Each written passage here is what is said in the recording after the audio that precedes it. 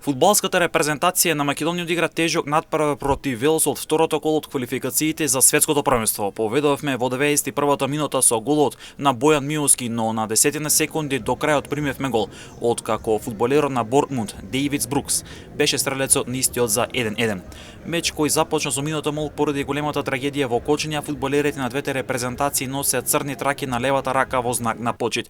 Македонија одлично се бранеше и го чекаше моментот во третата зона за да постигне гол. Имавме неколку одлични шанси, јаште пијанецот Бојан Миловски во 91-та минута го отвори резултатот, но сепак во завршените му игрови топката заврши во нашата мрежа преку Брук за конечни 1-1 во Скопје и испуштени значителни 2 бода. Нормално, како што знаете, примивме гол во последните 10 секунди.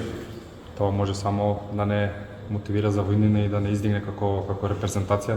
Навистина е болно се зборува после 15 на минути на преварот да примите гол во последните 10 секунди. Знаевме дека играме против одлична репрезентација, 90% од играчите играат во Премиер лига. Останавме компактни, собраневме одлично, бевме трпеливи во таа трета зона и очекувавме нормално да се бориме и дека Господ ќе не награди со шанса што дојде во вистински момент. Кога мисливме дека се завршено тој психолошки момент по последната минута, мислам дека беа пресудни и нормално играчи како нив веднаш ќе те казнат.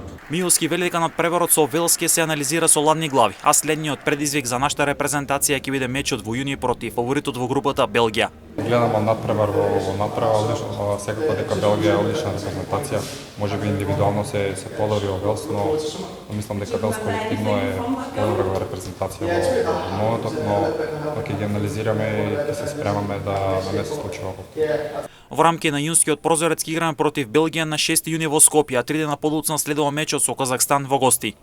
Одигравме еден добар натпревар со еден квалитетен противник, знаеме сите играчи кај играат нивните Премиер лига, така да бевме на високо ниво. Ова е добар знак и за нас, затоа што покажавме повторно дека можеме да се носиме со најсилните, така да ќе биде и понатака.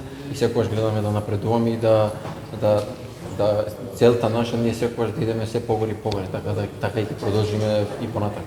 Елмас имаше своје ведување за следниот меч против Белгија, меч кој ќе се игра во Скопје.